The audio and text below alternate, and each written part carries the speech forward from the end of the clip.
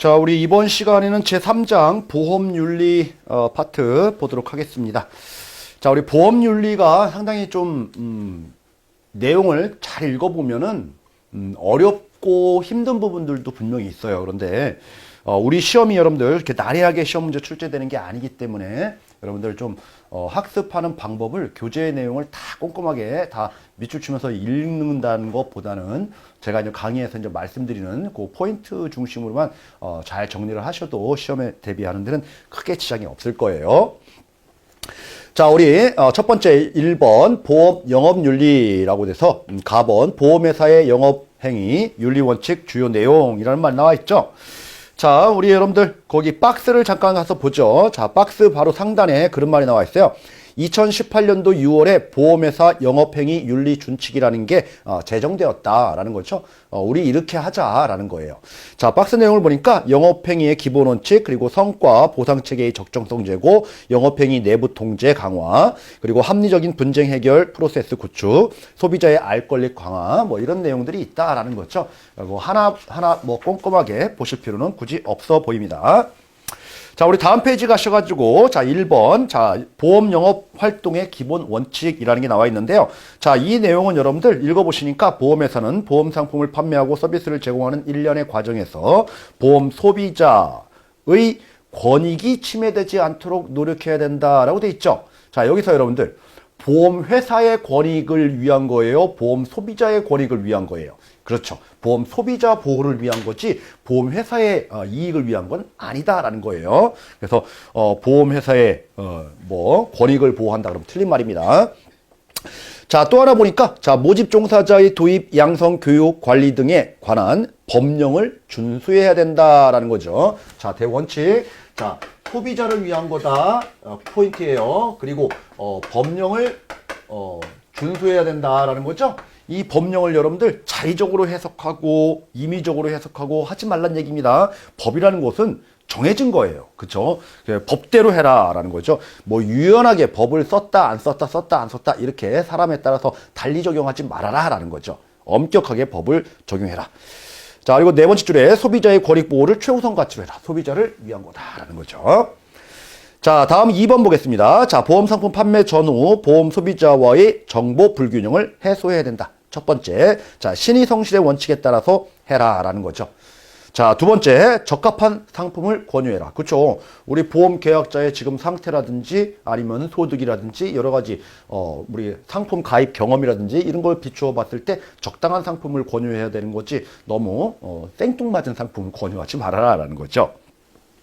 자, 다음은 부당한 영업행위를 금지한다. 자, 그래서 박스에 주요 부당 영업행위와 관련돼서 쭉 나와 있는데, 자, 이런 부분들은 뒤쪽에 여러분들 우리가 보험업법이라든지 그리고 생명보험 계약과 관련된 상호 협정이라는 부분들이 있어요. 자, 뒤쪽에서 또 다루게 되니까 준수사항에서 또 학습을 하시게 될 거예요. 자, 라번 충실한 설명 의무를 이행해라. 그쵸? 우리 3대 기본 지키기도 또 다루게 될 거니까 또 나오게 될 겁니다. 자, 마번 보험계약 유지 관리를 강화해라 라는 거죠. 보험계약은 여러분들 판매로 끝나는 게 아니죠. 그 이후에 계속적으로 유지관리, 리모델링 이런 것들을 해라 라는 거예요. 자, 3번 보험 소비자에 대한 정보 제공이라고 해서 자, 가번 정보의 적정성을 확보해라 라는 거죠. 자, 여기에서 여러분들 그런 말이 나옵니다. 두 번째 줄에. 자, 보험 상품 판매 광고 시에는 보험협회의 상품 광고 사전 심의 대상이 되고 보험 상품에 대해서는 보험협회로부터 심의피를 받아야 된다라고 되어 있어요. 자, 우리 보험과 관련돼서 여러분들 광고도 합니다. 그래서 보험 광고 심의 위원회라는 게 있어요. 심의에 통과해야지만이 사전 심의가 원칙이에요. 광고 다 한 다음에 그 다음에 사후 심의 해봤자 의미가 없는 거죠. 그래서 심의를 받아야 되는데 이 사전 심의가 원칙인데 이 심의하는 기관이 생명보험협회에 있어요. 협회. 자, 또 하나는 여러분들 우리가 보험과 관련된 부분에 대해서 우리 회사에서 자료들을 만들어요. 그걸 가지고 안내 자료라고 하는 거예요. 이 자료들을 여러분들 심의를 하는 곳이 있어요. 자료 관련돼 가지고 이것들은 뭐냐면은 사전에 밖으로 나가기 전에 여기에 이제 일련 번호가 붙어요. 우리 문서들 보면은 여러분들 그 번호가 매겨지잖아요. 그 번호가 매겨지는데 이거는 회사 내부에서 만들어지는 거예요. 그래서 이거는 회사에서 처리하는 거예요. 협회에서 처리하는 게 아니고. 그래서 광고는 협회, 그리고 자료는 회사. 이렇게 어디에서 하는지를 여러분들 좀 기억을 좀 해두실 필요가 있겠어요. 그래서 다음 단락에 그런 말이 나와 있죠. 자, 모집 종사자는 보험회사가 제작하여 승인한 안내 자료만 사용한다. 자, 그러니까 회사에서 여러분들 반드시 일련 번호가 붙은 회사 일련 번호가 붙은 승인 자료만 써야 돼요. 그래서 임의로 개인이 만든 자료를 절대 쓰면은 안 된다라는 겁니다. 자, 4번 시의적절한 정보를 제공해야 되겠죠. 자, 다음 보겠습니다. 계약 체결 유지 단계의 정보 제공이라고 되어 있는데 처음에 여러분들 보험 계약 체결 이제 권유 단계가 있어요. 권유. 자, 우리 보험 가입 대상자한테 가서 이렇게 상품을 권유하는 거죠. 자, 여기에서는 어떤 서류를 주는 거냐면은 상품 설명서라는 것을 제공을 하는 거예요. 자, 이제 권유 단계가 지나게 되면 여러분들 이제 청약을 합니다. 이제 보험 가입을 신청하는 거죠. 보험 계약자가 청약 단계에서 우리 이제 보험 계약 관계자한테 제공돼야 되는 것들은 뭐냐면은 청약한 내용인 거죠. 그래서 약관이라든지 청약서, 우리 고객 보관용 회사한테 제출하는 거 말고요. 청약서 뭐 우리 사본 또는 부본 이렇게 얘기해요. 청약서 부본. 자, 이런 내용들을 전달을 해줘야 되는 거고요. 다음 여러분들 유지 단계에서 보험계약 청약이 되고 보험계약을 유지하는 단계에서는 1년에 한 번씩 보험계약 관리 내용이라고 해가지고 보험계약자에게 우리 우편물로 통지하도록 되어 있습니다. 그런데 여러분들 우리 뒤쪽에서 우리 생명보험 파트 쪽에서 변액보험이라는 단독 상품 또 공부를 하시게 되겠지만은 변액보험과 관련돼서는 우리 투자 수익률이 관련이 되어 있기 때문에 분기별로 이렇게 제공을 하도록 되어 있어요. 자, 어쨌든 간에 자, 1년 이상 유지된 보험 계약에 대해서는 보험 계약 관리 내용을 연 1회 이상 제공을 하는 건데 변액보험에 대해서는 분기별 1회 이상이다. 뭐 이런 말이 나와 있죠. 그래서 기본적으로 1년 이상 이렇게 관련된 정보들을 시의적절하게 계속적으로 제공하는 거고 이렇게 단계별로 제공돼야 될 서류들이 각각 다르게 돼 있다. 그래서 매칭을 여러분들 잘 해두셔야 돼요. 자, 4번 모집질서 개선을 통한 보험 소비자 보호라고 돼 있는데 뭐 1번 완전 판매 문화를 정착해야 된다. 자, 4번 건전한 보험 시장 질서를 확립하는데 우리가 돼야 된다라는 거죠. 그래서 두 번째 줄 보니까 과도한 스카우트 행위는 뭐 자제를 해야 할 필요가 있는 거고요. 그리고 모집 종사자의 위촉 시에는 보험협회에서 이클린 보험 서비스라고 해가지고 경력을 확인할 수가 있어요. 자, 우리 보험회사에서 설계사를 채용할 때 이 설계사가 뭐 예전에 뭐 전과 설계사인지 뭐 이런 것들을 다 조회를 해야 되는 거잖아요. 자, 그래서 이 보험 설계사의 경력들을 다 일괄적으로 조회할 수 있는 서비스를 제공하는 것이 협회에 있다는 얘기죠. 자, 협회에서 여러분들 뭐예요? 보험 모집 종사자의 경력 확인하는 거. 경력 확인할 수 있는 곳은 생명보험협회. 여기서 이제 경력 확인을 일관적으로 할 수 있다라는 거예요. 자, 다음 여러분들 답은 모집 종사자의 전문성 제고가 필요하다. 우리 보험만 뭐 안다고 해서 끝나는 게 아니고 세무라든지 뭐 부동산이라든지 뭐 이런 부분에 대해서 여러 분야에 전문적으로 많이들 알고 계셔야 되는 거죠. 그래서 여러분들도 우리 설계 일을 하시면서 다른 고객과의 상담 과정에서 보험 이외의 사항들이 많이 발생한단 말입니다. 그래서 이런 부분들까지도 얘기해 줄 수 있는 이런 설계사가 돼야지만이 더 우리 설계사 중에서도 더 전문적인 설계사가 되는 거예요. 그래서 전문성 제고를 위해서 많은 학습이 필요한 거예요. 우리 이제 과거에 이제 문제상으로는 뭐 이런 문제도 나왔어요. 보험 설계사는 여러분들 부동산 관련된 지식은 무의미하다, 필요가 없다. 뭐 이렇게 나와 있는데 필요합니다. 그래서 아주 팔방미인처럼 모든 분야에 대해서 공부들을 계속적으로 하셔야 된다라는 거예요.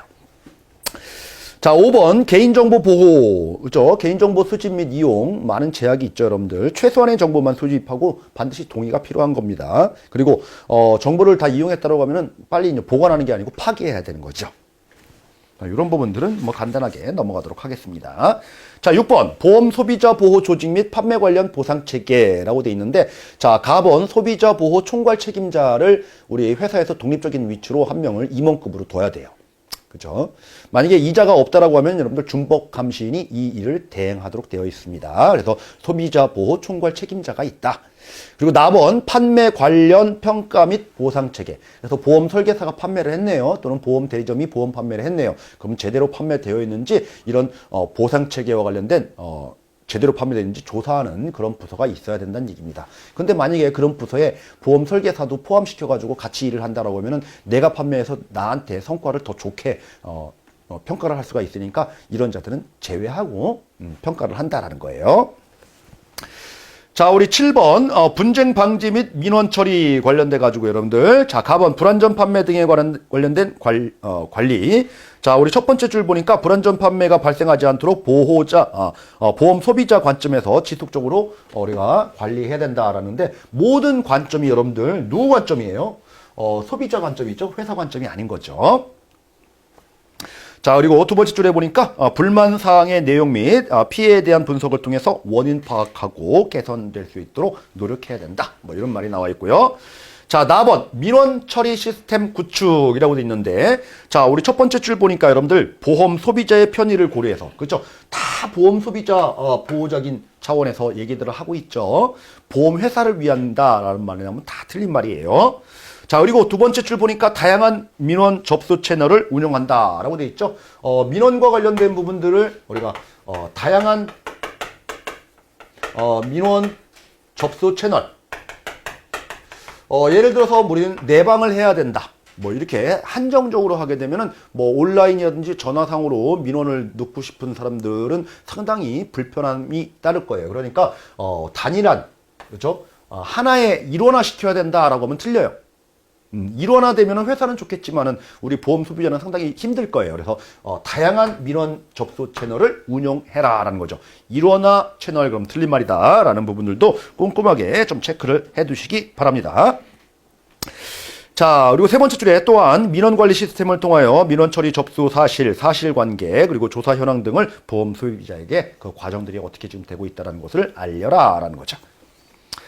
자, 답은 분쟁 방지 및 효율적인 처리 방안 마련해가지고 분쟁 해결하기 위한 부서를 또 지정을 해라라는 겁니다.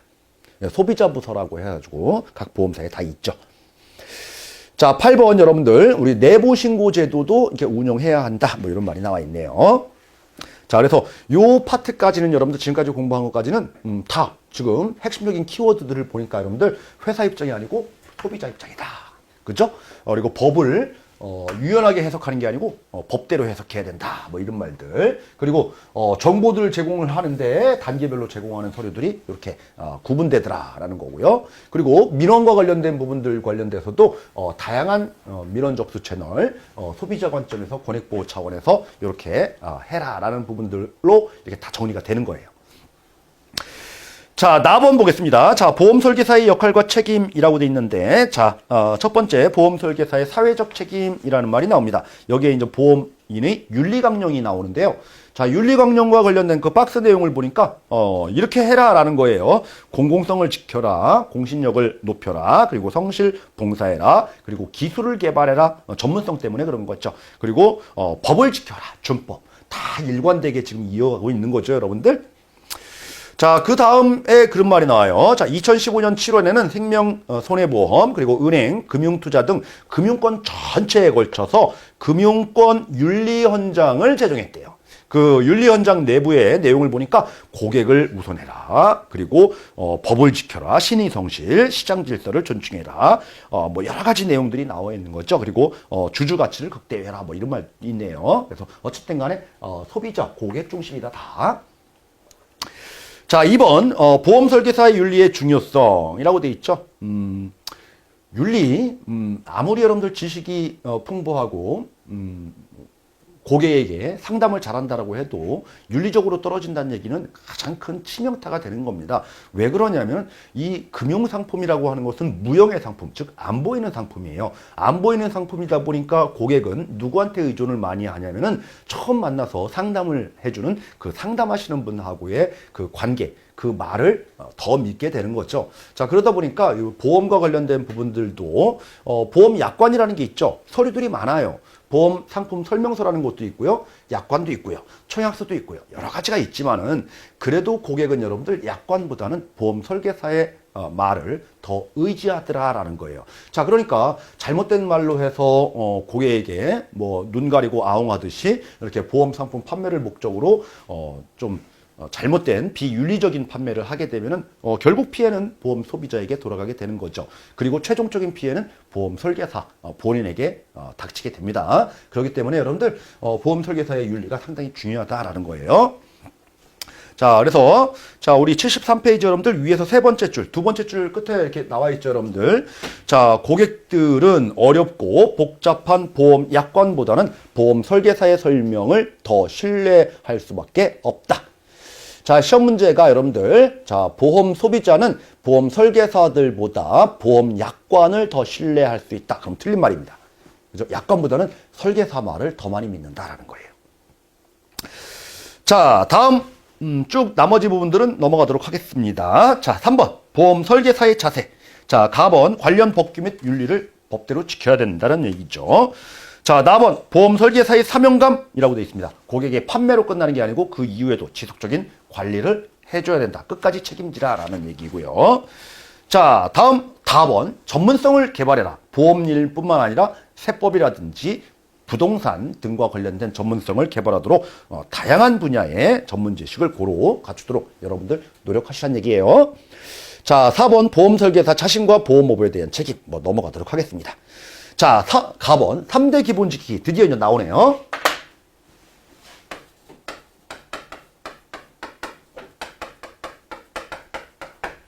자, 3대 기본 지키기 우리 첫 번째는 뭐라고 되어 있습니까? 우리 동그라미 1번 약관의 교부 및 중요 내용 설명. 그죠? 약관 전달이에요. 약관 전달하고 이 약관의 모든 내용이 아니고요. 중요 내용 설명이에요. 자, 두 번째는 뭐죠, 여러분들? 동그라미 2번 청약서 사본의 전달 부본. 그죠? 청약서 부본 전달. 자, 세 번째는 뭐죠? 세 번째는 자필 서명. 자, 요게 이제 3대 기본 지키기입니다. 그래서 다음 중 3대 기본 지키기가 아닌 것은 해가지고 시험 문제에 출제할 수도 있어요. 예를 들어서 증권의 전달. 이건 아니죠. 자, 우리 하나하나 한번 알아보기 전에 여러분들 이 3대 기본 지키기는 보험업법에서 정한 의무예요. 법정 의무입니다. 법에 따라서 의무이기 때문에 반드시 수행을 하셔야 돼요. 그래서 약관 반드시 전달해야 됩니다. 그리고 청약서 부분도 반드시 전달해야 돼요. 그리고 자필 서명, 대리 서명 안 됩니다. 반드시 해야 돼요. 그런데 중요 내용 설명과 관련된 부분은요.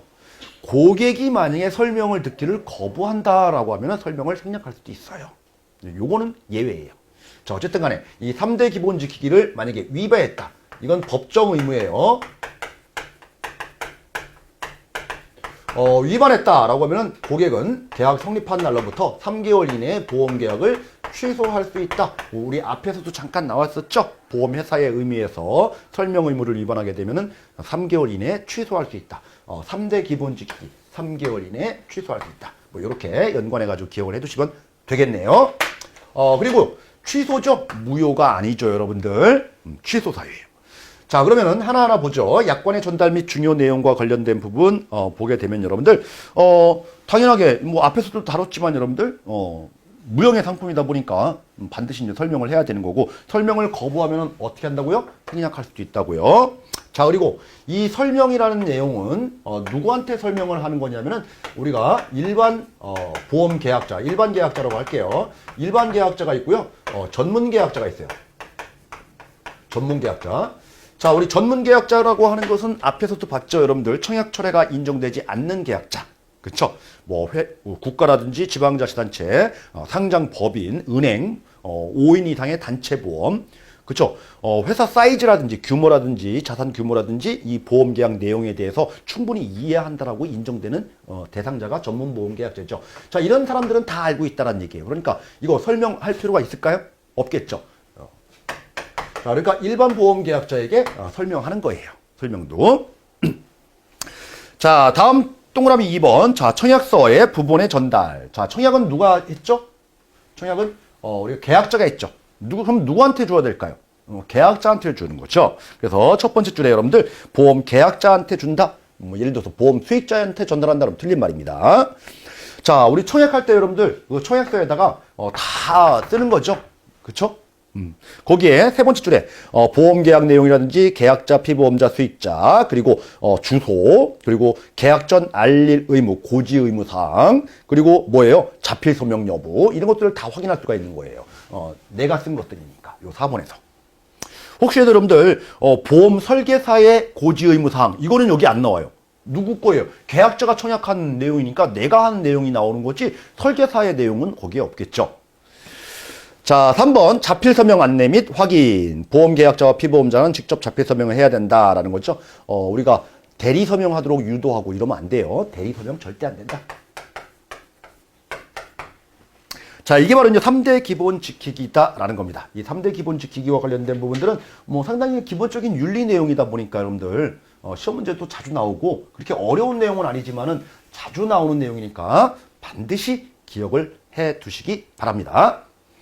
자, 4번 부당한 보험계약 전환을 금지한다. 뭐 이런 말이 나와 있죠. 우리 앞에서도 부당한 보험계약 전환하게 되면 6개월 이내에 옛날 계약을 부활하고 그쵸. 새롭게 계약 체결한 것을 취소할 수 있도록 이런 제도가 있었다라고 해서 앞쪽에서도 공부한 바 있습니다. 자, 4번 비윤리적 판매행위 지향. 지향이 아니고 지양이죠. 하지 말아라. 자, 불법 허위 과장 광고 그런 거 하지 말아라. 뭐 이런 것들이 나와 있고요. 자, 그리고 마번 회사 승인 자료 사용해라. 자료와 관련된 안내 자료와 관련돼서는 회사에 승인 번호가 꼭 붙어 있는 것만 사용해라. 자, 임의로 작성한 것을 쓰지 말아라 라는 겁니다. 자, 4번 편법적 영업행위는 하지 말아라. 뭐 이런 말들이 나와 있고요. 어려운 말들이 아니죠, 여러분들. 자, 다음 5번 보험 설계사의 보험 회사에 대한 책임. 자, 보험회사가 정한 회사 룰이 있겠죠. 그래서 가번 회사 규정을 준수해라 라는 말이고요. 자, 나번 만약에 보험료를 보험 설계사가 받았다라고 하면 어떻게 하면 될까요? In my pocket? 안 되죠. 회사한테 바로 즉각적으로 전달을 해줘야 되겠죠. 자, 그리고 보험 설계사가 여러분들 보험료를 받았다라고 하면은 영수증을 써줘야 돼요. 원래는. 그래서 영수증을 끊어줄 때 설계사 이름으로 된 영수증을 끊어줄까요? 아니면 회사 이름으로 된 영수증을 끊어줘야 될까요? 그쵸. 회사 이름으로 된 회사 영수증을 해줘야 되는 거예요. 첫 번째 줄에 회사 이름으로 된 영수증을 반드시 교부해야 된다. 그리고 수령한 보험료는 회사에 즉시 입금하라. 인마이 포켓 하지 말아라. 자, 그리고 더 중요한 말이 있습니다. 그 세 번째 줄에 중간에 보니까 특히 일일 수금 이런 변칙적인 방법으로 보험료를 수령하지 말아라 라는 거예요. 그래서 한 달 보험료가 예를 들어서 30만 원이에요. 그런데 우리 식당 일을 하시는 분이 보험 가입했다라고 하면은 식당은 매일 우리가 영업이 되다 보니까 우리 돈이 들어오죠. 매출이 있으니까. 그러니까 매일 가서 일일 수금으로 10,000원씩 이렇게 해서 보험료 부담을 30만 원 목돈 나가는 것을 줄이기 위해서 일일 수금을 한다? 이거는 안 된다라는 거예요. 그래서 일일 수금 절대 안 된다라는 거.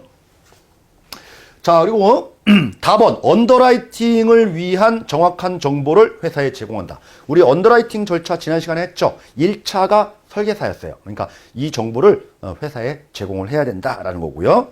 자, 라번 고객의 불만 처리. 고객이 여러분들 뭐 보험에 대해서 불평 불만이 있을 수가 있죠. 자, 그러면 누구한테 먼저 전화를 할까요? 담당 설계사한테 먼저 전화를 많이들 하시죠. 그래서 회사에 직접적으로 컴플레인을 제기할 수도 있겠지만은 설계사가 구두라든지 아니면 전화로 이렇게 접수를 받는 경우에는 바로 그 내용을 우리 회사에 가서 지점장님이라든지 회사에 얘기를 해줘야 되는 거죠. 자, 그래서 고객의 불만 사항을 접수받지 않는다. 접수를 보험 설계사가 받지 못한다. 틀린 말이에요. 접수 받을 수가 있어요. 그러면은 이 접수받은 내용을 어디에 가서 얘기해 줘야 돼요? 회사에 얘기해야지. 어디 경찰서에 가서 얘기하면 안 되죠. 또는 금융감독원에 가서 얘기하는 거 아니에요. 그래서 회사에 바로 전달을 해야 된다라는 겁니다. 자, 다음 여러분들 또 보도록 하죠. 자, 거기 고객의 불만 처리와 관련돼서 이제 마지막 부분, 다음 페이지에 나와 있지만 마지막 세 줄만 보겠습니다. 자, 금융감독기관으로부터 영업활동과 관련하여 조사를 받을 경우에도 이러한 사실을 보험회사에 즉시 알려 소비자 피해를 사전에 예방해야 한다라고 되어 있죠. 만약에 여러분들 보험설계사 본인이 회사는 모르지만은 금융감독원하고 연결돼 가지고 고객이 금융감독원에 바로 민원을 제기한 거예요. 그러면 금융감독원에서 조사차 담당 설계사한테 연락을 했다라고 하면은 이 사실을 회사에 알리지 않고 내가 알아서 수습하는 게 아니고 이런 사실도 회사에 바로바로 알리라 이런 말이에요. 자, 다음 보겠습니다. 자, 6번 보험설계사의 고객에 대한 책임이라는 말이 나옵니다. 고객에 대한 책임. 자, 우리 고객한테 여러분들 어떤 책임을 져야 되느냐라는 거죠. 자, 첫 번째, 적합한 상품을 판매하도록 해야 되겠죠. 자, 고객의 연령이라든지 소득이라든지 보험가입 목적 등을 파악해서 고객 입장에서 가장 적합한 상품을 추천하고 판매하도록 해야지 이 보험 계약이 계속적으로 유지되는 거고, 그리고 민원이 줄게 되는 거고, 그리고 고객의 신임을 얻게 되는 거죠. 자, 그래서 적합한 상품을 권유하도록 하는 거고요. 자, 그러기 위해서는 고객의 재정 상태라든지 재무 상태라든지 경험 여부라든지 보험 가입의 목적이라든지 소득 수준이라든지 이런 부분들에 대해서 체크할 필요가 있는 거죠. 그래서 상품의 적합성 여부를, 적합한 상품을 판매하기 위해서 체크하는 포인트들이 있다. 자, 1번 나이라든지 보험료라든지 가입 목적이라든지 적합성이라든지 기간이라든지 이런 부분들을 체크한다는 얘기죠. 자, 이런 부분들을 체크하는 아주 완벽한 보험 상품이 있어요. 이게 바로 이제 변액보험이라는 거예요. 자, 변액보험은 투자성 상품이기 때문에 여러분들 적합한 여부를 반드시 체크하도록 자본시장법 그리고 보험업법에서 규정을 하고 있습니다. 이게 바로 적합성 진단이라는 거예요. 모든 보험에 여러분들 적합성 진단을 하는 게 맞겠지만은 다른 일반적인 보험은 권유 상태인 거고 법적 의무는 아니지만은 근데 변액보험만큼은 적합성 진단은 반드시 해야 돼요. 반드시. 자, 그래서 변액보험 표준계약 권유 준칙과 관련된 일반 원칙 관련돼 가지고 거기 박스에서 2번 보니까 적합성 진단을 실시하기 전에 실시 목적에 대해서 충분히 설명하고 진단 절차를 밟아야 된다. 이런 말이 나와 있어요. 그래서 적합성 진단 쪽도 우리 변액보험에서 좀 강조를 하고 있다. 근데 우리 생명보험 설계사 시험 문제에서는 여러분들 이렇게까지 아주 깊이 있는 문제는 예전에 한번 출제는 했지만은 이렇게 출제 빈도가 상당히 낮은 부분에 속하는 부분이다라는 거예요. 자, 4번 보겠습니다. 회사 및 상품 소개에 관련돼 가지고 임의로 자료 쓰지 말라고 했죠. 회사 승인 자료를 반드시 써야 된다. 이런 말들 지금 나와 있고요. 다음 4번 고객정보 보호와 관련된 부분들, 개인정보다 보니까 여러분들 최소한의 정보만 수집을 하고 수집하기 전에는 고객의 동의를 반드시 얻어야 되고 이렇게 목적에 맞게 썼다라고 하면은 이 정보들은 어떻게 해요? 바로 보관해요? 폐기해요? 파기 처분해야 되는 거죠. 자, 그런데 여러분들 아무리 고객의 동의를 얻었다라고 해도 사용이 법에서 어디에만 써라라고 해서 제한을 두는 정보가 딱 있어요. 그 정보가 뭐냐면은 주민등록번호라는 거예요. 주민등록번호가 참 재밌어요. 아무리 친한 친구, 우리 가족 관계에서 여러분들, 예를 들어서 동생이 형한테 주민등록번호를 알려주면서 형 마음대로 써. 내가 다 동의할게. 라고 하면은 이 정보를 마음대로 쓰면 되느냐? 안 돼요. 그죠? 그래서 주민등록번호는 아무리 동의가 있어도 법에서 정한 범위 내에서만 쓰도록 제한이 되어 있다. 이런 말들이 거기 마지막 세 줄에 나와 있다라는 겁니다. 자, 읽어보니까 주민등록번호는 개인정보보호법에 따라서 법령에서 구체적으로 처리 요구하거나 허용한 경우 등을 제외하고는 아무리 고객이 동의를 한다고 해도 사용이 안 돼요. 자, 이런 부분들 좀 체크 정도 해 두실 필요가 있겠죠. 자, 우리 개인정보 보호법과 관련된 부분을 지금 보고 있는 거예요. 자, 법률 무슨 법이에요? 개인정보 보호법이에요. 거기 여러분들 우측 거기 기출문제 쪽에 보시게 되면은 이 개인정보보호법과 관련된 부분이 이렇게 문제화되어 있죠, 여러분들. 자, 그래서 법률 명칭이 정보 관련된 정보통신법이라든지 신용정보법 여러 가지가 있지만 여러분들 단독 문제로 이렇게 출제했던 것은 개인정보보호법이 이렇게 출제되어 됐기 때문에 요 정도 문제 정도는 체크를 좀 해두시기 바랍니다. 자, 4번 고객관리 의무. 자, 판매로 끝난다? 아니면 이후에도 지속적으로 관리한다? 지속적으로 관리한다. 자, 다음 마번, 사회에 대한 책임도 필요한 거죠. 그쵸? 우리가 특정 보험회사 소속의 설계사로 일을 하면서, 밖에 나가가지고 사회적으로 뭐 무리를 일으키면 여러분들 결국 어디에 이미지가 타격을 받게 되는 거죠? 회사 이미지에 타격을 받게 되는 거죠. 그래서 여러분들이 입사하시고 일을 하실 때 회사 브랜드로 된, 우리 배지를 찾죠. 배지. 그쵸? 배지는 꼭 차고 다니셔야 돼요. 밖에 나가실 때. 그래야지만이, 밖에 나가서 사회적으로 무리를 일으키는 비난을 받는 행동들을 자제하게 되는 거죠. 결국 나도 지키고 회사도 지키고 고객도 지키고 사회도 지키고 자 이렇게 보험윤리는 중요하다라는 겁니다. 자 이번 시간에 여러분들 보험윤리와 관련된 전반적인 내용들을 쭉 봤는데 그렇게 어려운 내용이 별로 없었죠. 그런데 이게 윤리 문제다 보니까 시험 문제상으로는 어렵지 않아도 그 출제위원이 문구를 그럴싸하게 포장해서 지문들을 구성을 많이 해요. 그래서 제가 지금 강조드렸던 그런 핵심적인 부분들만 잘 체크하셔가지고 우리 말장난으로 좀 표현을 그럴싸하게 표현되어 있는 거에 속아 넘어가지만 말자 이렇게 정리를 해두시면 되겠네요. 자 우리 다음 시간에는 이어 나오는 보험 범죄와 관련된 부분은 다음 시간에 또 추가적으로 알아보도록 하겠습니다. 잠깐 쉬겠습니다.